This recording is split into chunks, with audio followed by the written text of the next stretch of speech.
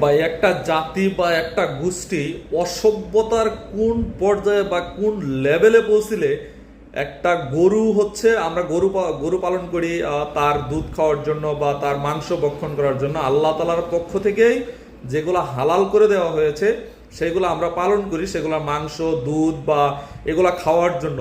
কিন্তু আল্লাহ মানে এমন একটা জাতি আমাদের সামনে আছে বা এমন একটা গোষ্ঠী, এমন একটা দেশ আছে, তারা সেগুলা পালন করে সেগুলা মলমূত্র খাওয়ার জন্য। ছি, মানে এগুলা চিন্তা করলে বা এগুলা যখন ভাবি তখন মনে হয় যে এরা অসভ্যতার কত চরম লেভেলে পৌঁছে গিয়েছে।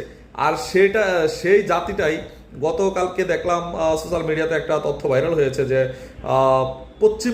পশ্চিমবঙ্গে হচ্ছে প্রজ্ঞাপন জারি করে গরু মহিষ বা ছাগল মুসলমানরা যেগুলো ভক্ষণ করে, যেগুলো হালাল মুসলমানদের জন্য, সেইগুলা কুরবানি করা তারা নিষিদ্ধ করে দিয়েছে।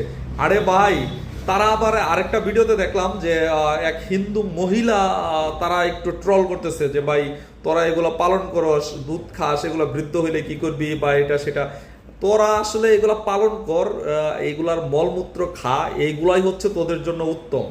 কারণ আল্লাহ তাআলা একজন মুসলমান, আমি অন্তত পক্ষে যেহেতু মুসলমান, আমি বিশ্বাস করি যে একজন মুসলমানকে যদি কোটি টাকাও দেওয়া হয়, সে অন্তত পক্ষে যে গরুর যে মলমূত্র আছে এইগুলা তার দ্বারা খাওয়া বা তার মুখে নেওয়া, মানে সে যদি মুসলমান হয়ে থাকে, তার ভিতরে যদি আল্লাহর ভয় বা সে ইসলাম ধর্মের হয়ে থাকে, সে এগুলো কখনো মুখে নেবে না বা কখনো ভক্ষণ করবে না।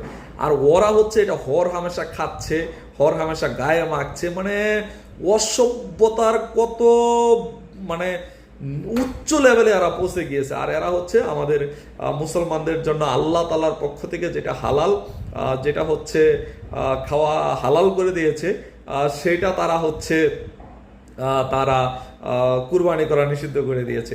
ভাই তোরা মানে একটু সভ্য হয়, একটু সভ্য জগতে আয়, একটু সভ্যতার, এখন 2026 সাল, আধুনিক যুগ, এখন একটু সভ্য হয়ে বসবাস কর, সভ্য জগতে আয়।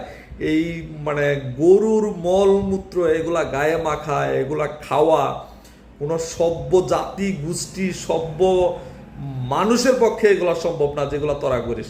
ছি, এগুলা মানে কি বলবো, এগুলা তোরা আরো এগুলা বেশি বেশি খা, বেশি বেশি খাইয়া তোরা এগুলা ই কর। মানে অসভ্যতার একটা সীমা থাকা উচিত। বা একটা জাতি বা একটা গোষ্ঠী অসভ্য